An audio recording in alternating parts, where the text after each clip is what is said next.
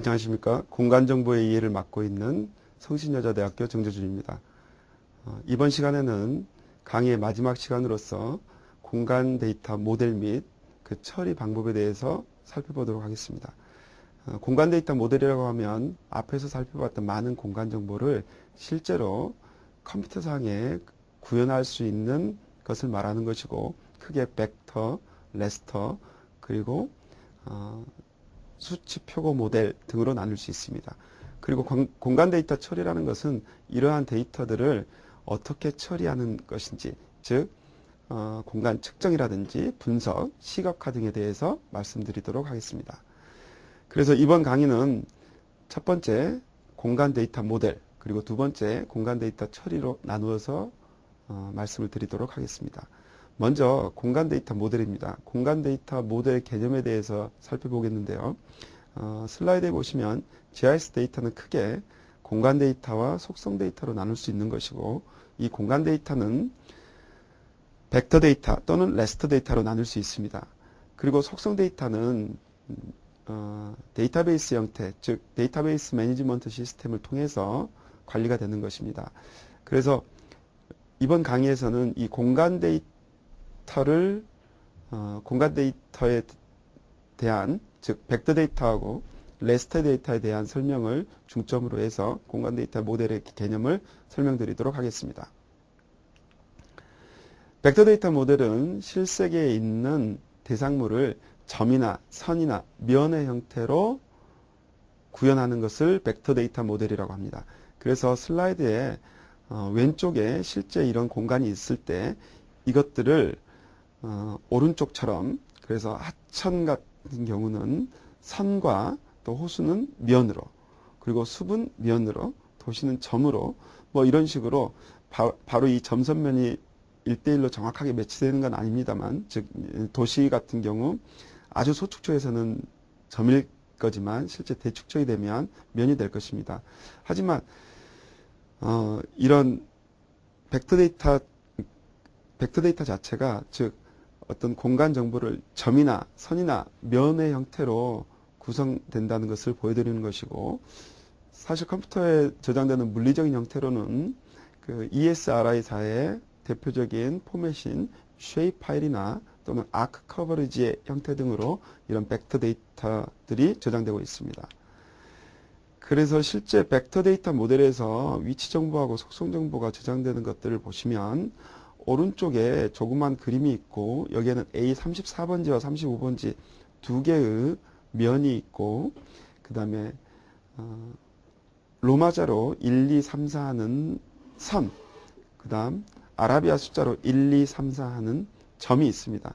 그래서 이런 점, 선, 면에 대한 것은 슬라이드 왼쪽에 테이블이 3개가 나와 있는데, 노드 테이블, 아크 테이블, 폴리곤 테이블로 컴퓨터에 저장이 되는 것이고요.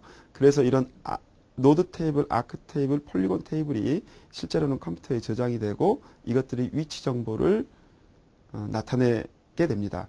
그리고 오른쪽에는 노드의 속성, 그리고 아크의 속성, 폴리곤의 속성들이 있는데, 이런 오른쪽에 있는 정보들이 속성 정보에 해당되게 됩니다.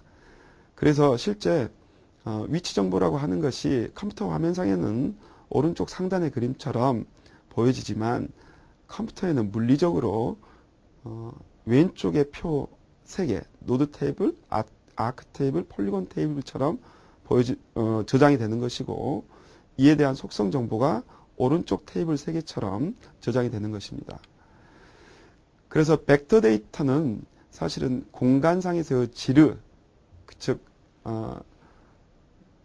도로에서 가까운 어떤 집을 찾는다든지, 어떤 행정구역 안에 있는 문화재를 찾는다든지, 그래서 벡터 데이터의 경우에는 공간지리를 굉장히 잘 할 수 있는 것이고, 그래서 이 지리를 하는 과정을 선택의 과정이라고도 하고, 그래서 슬라이드의 오른쪽에는 먼저 그 속성에 의한, 즉 벡터 데이터가 위치 정보와 속성 정보가 있기 때문에 속성에 의한 선택을 하는 사례를 보여드리는 것이고, 왼쪽 그림은 위치에 의한 선택 사례를 보여드리는 것입니다.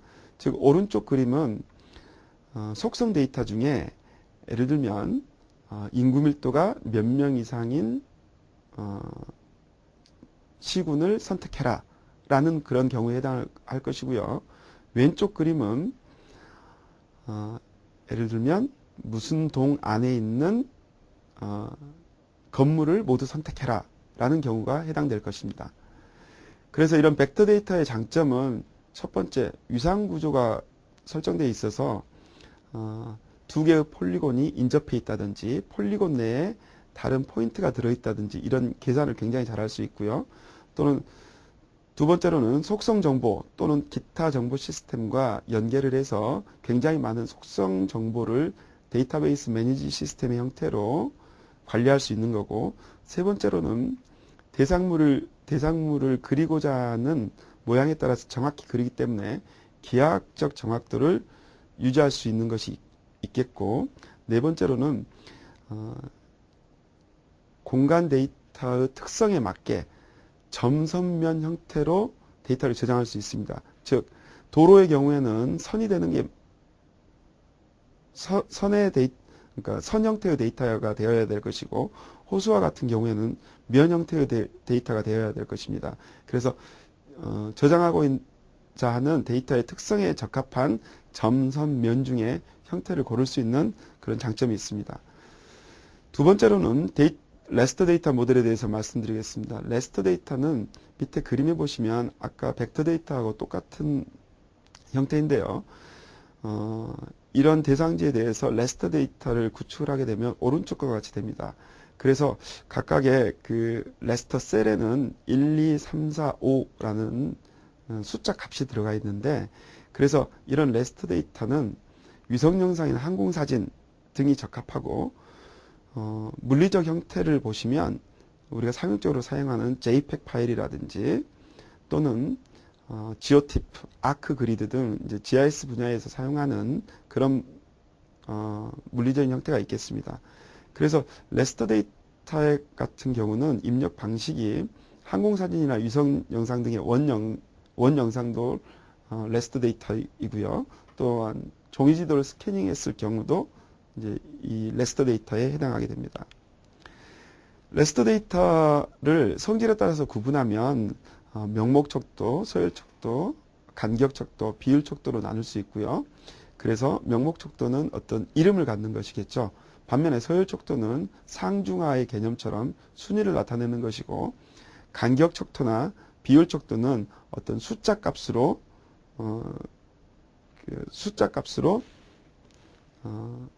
지역의 값을 나타내는 게 되겠습니다. 그래서 간격 척도와 비율 척도는 간격 척도라고 하면 이제 절대적인 0이라는 게 없는 것. 즉 예를 들면 온도의 경우가 되겠죠. 온도 같은 경우는 0도가 온도가 없는 게 아니기 때문에 이런 것들을 간격 척도라고 하고요. 비율 척도 같은 경우는 절대적인 0이 있는 것. 예를 들면 길이라든지 무게 등은 비율 척도에 해당하겠습니다. 그래서 절대적인 0이 있어서 예를 들면 20제곱킬로미터는 보다는 40제곱킬로미터가 2배가 더 넓으니까 이런 비율의 관계가 성립되는 것을 보고 비율 척도 자료라고 부르고 있습니다. 그래서 이런 레스터 데이터의 연산은 예를 들면 레스터 레이어와 레스터 레이어를 수학적으로 대수 관계식을 이용해서 연산을 하는 것, 그걸 지도 대수라고 하고요. 또 필요에 따라서 레스터 데이터가 가지고 있는 값들을 재분류하는 것을 리클래스라고 하는데, 이런 것들을 통해서 레스터 데이터를 연산을 하게 됩니다. 이런 레스터 데이터는 장점이 이런 벡터 데이터에 비해서 상대적인 장점이 무엇이냐면 셀 단위로 전체 지역에 대한 연산을 할 수가 있습니다. 즉 모든 셀에 대해서 값들이 다 있기 때문에 벡터 데이터는 내가 그리고자 하는 것만 그리지만 레스터 데이터는 모든 지역이 다 그려지기 때문에 전체 지역에 대한 셀 단위 연산을 할 때 레스터 데이터가 큰 장점이 있는 것이고요. 그렇기 때문에 환경이라든지 식생, 토지 이용 등에 대해서는 레스터 데이터를 사용하는 경우가 많습니다. 다음으로는 공간 데이터 모델 중에 수치 표고 모델에 대해서 말씀드리도록 하겠습니다. 수치 표고 모델이라는 것은 3차원으로 지형을 표현하는 것이고, 우리가 흔히 지도에 보면 등고선이 있는데 이런 등고선은 벡터의 형태겠죠. 그런데 이런 벡터의 형태를 그 등고선 자료를 가지고 오른쪽 슬라이드에 보시면 산이 입체적으로 표시가 되어 있는데 이런 격자 자료, 즉 레스터 형태의 고도를 표현하는 그런 자료를 만드는 것입니다. 그래서 이런 수치 표고 모델이 있으면 어떤 대상지의 고도라든지 그 다음에 경사가 높은지 낮은지 또는 사면의 방향이 동쪽인지 북쪽인지 서쪽인지 하는 이런 방향들을 잘 파악할 수 있습니다. 그리고 다음으로 불규칙 삼각망이 있는데 이 불규칙 삼각망 역시 수치 표고 모델과 유사하고, 이러한 불규칙 삼각망 역시 어떤 지역에 대한 지표의 형태를 벡터 형태로 잘 묘사한 것이라고 할 수 있습니다. 그래서 이런 수치 표고 모델과 T는 벡터와 지금 살펴본 공간 데이터 모델에는 크게 벡터와 레스터가 있고, 또한 수치 표고 모델과 T과 같은 것들이 있는데, 이런 수치 표고 모델과 T는 홍수 예측, 수문 등 특히 고도가 필요한 분야에서는 굉장히 널리 사용될 수 있는 유용한 모델이 되겠습니다. 다음으로는 공간 데이터 처리에 대해서 말씀드리겠습니다. 공간 데이터를 처리하는 것은 공간 데이터를 입력하고 저장하고 분석하는 그 전 과정을 가리키는데요. 먼저 공간 데이터 처리에서 공간 데이터 입력에 대해서 말씀드리겠습니다. 공간 데이터를 입력할 때는 반드시 어떤 그 지도 자료 또는 GIS 자료만 있는 건 아니고, 현장 수집 데이터라든지 이미 생성된 DB, 또 대장 자료, 테이블 형태로 되어 있는 대장 자료, 보고서 등 굉장히 많은 공간 데이터의 소스는 있는 것이고, 이 공간 데이터를 입력하는 것 자체가 전체 공간 정보 시스템을 구축하는 데 있어서 비용이 약 70 내지 80%가 들어가는 가장 큰 그 비용이 가장 많이 들어가는 그런 부분이 되겠습니다. 그래서 공간 데이터를 입력하는 절차를 보시면 어떻게 입력을 해야겠다고 계획이나 조직을 하고, 실제 이제 디지털화하는 과정을 거치고, 또 적절한 이제 그 지도상에서 좌표를 갖도록 하는 지리 좌표라든지, 필요에 따라서 벡터하고 레스터 간의 변화를 한다든지, 또 속성을 입력하는 이런 과정을 거치게 됩니다. 그리고 공간 데이터 저장 및 편집에 있어서는 이렇게 입력된 데이터는 바로 저장을 하는 것이 아니고 자료가 결점이 없도록 무결점의 데이터를 만드는 게 중요합니다.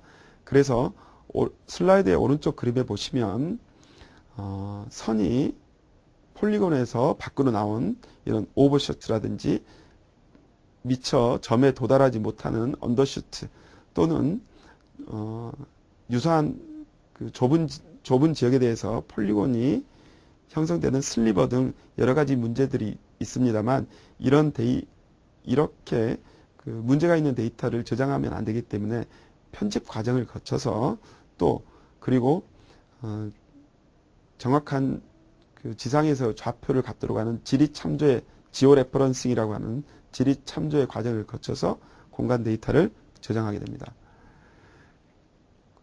다음으로는 공간 데이터를 이용한 공간 측정입니다. 그래서 공간 측정은 어떤 대상지에 대한 평균이라든지 빈도, 산포 등은 충분히 처리할 수 있고요. 또 기하학적으로 그 좌표가 다 있기 때문에 거리라든지 둘레, 면적, 또 그 기하적인 형태의 센트로이드, 도심도 아주 수월하게 측정을 할 수 있고, 그리고 어떤 그 선들의 교차 지점, 그리고 폴리곤 안에 포인트가 있는지의 여부, 즉 예를 들면 폴리곤 안에 포인트가 있는 경우는, 예를 들면 경기도가 있었을 때, 그리고 경기도 바운더리가 있고 우리나라에 있는 수많은 문화유산이 있었을 때 경기도 내에 존재하는 문화유산만 선택할 경우, 이런 경우가 바로 포인트인 폴리곤이 되겠습니다. 그래서 이렇게 많은 공간 측정 기능들이 바로 공간 데이터가 위치를 가지고 있기 때문에 가능한 것들이고, 이런 것들을 굉장히 수월하게 진행할 수가 있겠습니다. 두 번째는 이제 공간 분석 기능입니다. 앞서 설명했던 벡터 레스터에 있어서 맵 엘지브라, 지도 대수에 대응하는 것인데요. 공간 분석은 크게 이제 중첩을 해서 여러 가지 레이어를 중첩을 해서 어느 지역이 최고로 뭐 예를 들면 쓰레기 매립장을 건설하기 위한 적지인지 이런 것들을 분석하는 것이고요. 또 버퍼링은 어떤 포인트나 라인, 폴리곤에 대해서 버퍼를 두어서 그러니까 어느 정도의 영역을 두어서 예를 들면 도로에서부터 300m 이내에 위치하는 주택지를 고른다든지 이런 이런 처리를 할 수가 있는 기능이 바로 버퍼링 기능입니다. 세 번째로는 접근성 분석인데 접근성 분석 같은 경우 오른쪽에 보시면 예를 들면 지형이 있고 지형의 고도가 있고 어떤 도로가 있었을 때 이 접근성을 통해서 이 도로까지의 모든 그 지역 내 모든 점들에서 이 도로까지의 접근할 수 있는 시간을 계산한다든지 그리고 네 번째 지형 분석 같은 경우에는 슬라이드의 하단부에 그림을 보시면 중앙에 선이 하나 가 있는 걸 알 수 있는데 만약에 이런 고도 데이터가 다 있을 경우에 라인을 하나 그어서 그 라인의 단면을 보는 게 그 그림에 표시가 되어 있는데 이런 지형 분석 기능을 이용해서 많은 분석을 할 수 있습니다. 예를 들면 핸드폰에 기지국을 설치를 할 때도 이런 지형 분석 기능은 꼭 들어가게 되어 있습니다. 그리고 마지막으로 공간 데이터 처리 중 공간 정보의 출력과 가시화에 대해서 말씀드리도록 하겠습니다. 그래서 공간 정보를 출력하는 방법은 지도의 슬라이드의 오른쪽에 보시면 여러 가지 지도들이 있는데 이런 지도들이 사실은 종이의 형태로 디스플레이는 되지만 실제는 모두 GIS 데이터로 제작한 것이고요. 이렇게 꼭 나타내고자 하는 바를 통계 지도를 이용해서 나타내는 게 있을 수 있고요. 두 번째는 2차원이나 또는 3차원 가시화 기법이 있을 수 있습니다. 그래서 2차원 가시화 기법은 슬라이드의 왼쪽에 보시는 것과 같이 지금 슬라이드 왼쪽에 보시면 있는 그림 5개는 철도의 노선 선정을 함에 있어서 여러 가지 GIS 데이터를 사용하고 고도 자료 등을 이용해서 노선 선정을 하는 사례인데요. 이렇게 왜 그런 의사 결정을 했는지를 뒷받침하는 그런 자료로서 이용을 할 수가 있는 것입니다. 그리고 오른쪽 하단부에는 3차원적으로 공간 정보를 표현하는 것인데요. 그러니까 예를 들면 구글 어스 등의 3차원적으로 어떤 대상물을 표현한다든지 아니면 라이다 데이터 등을 이용해서 3차원의 가상 공간을 이용해서 그 3차원 정보를 표시하는 기법이 있을 수 있겠습니다. 그런데 이런 공간 정보의 출력과 가시화 기법은 궁극적으로는 이 모든 것들이 많은 공간 정보를 이용해서 우리가 하려는 것이 대부분 공간적인 의사결정이기 때문에 공간상에서 일어나는 의사결정에 도움을 주고자 하는 것이고 이런 공간 정보는 결국은 공간 의사결정에 있어서 굉장히 중요한 역할을 하고 공간 정보가 없이는 거의 공간적인 의사결정을 할 수가 없다고 해도 과언이 아닐 것입니다. 그래서 어떠한 정책 결정을 할 때 과거에는 주관적이고 직관적인 데이터가 많이 사용됐다면 현재는 객관적이고 또 이런 공간적인 정보를 사용하게 됨으로써 보다 더 정확하고 객관적인 의사결정을 할 수 있고 이런 의사결정에 있어서 그러한 착오들이 과거에 비해서 훨씬 줄어든 그런 장점이 있다고 할 수 있겠습니다. 그래서 결국은 강의를 마치면서 지난 1차, 2차, 3차, 오늘 4차까지 이런 강의를 쭉 통해서 결국 드리고자 하는 말씀은 이러한 공간 정보라는 것이 결국은 하나의 개별적인 기술들이 모여서 결국은 큰 공간 정보를 만드는 것이고 이러한 공간 정보가 현대 정보화 사회에 있어서는 어떤 의사결정에 있어서 반드시 필요한 수단이라는 것 그리고 현대사회에 있어서 많은 정보를 효율적으로 관리할 수 있는 수단이라는 점, 그 점을 기억해 주시면 감사하겠습니다. 이상으로서 모든 강의를 마치겠습니다. 감사합니다.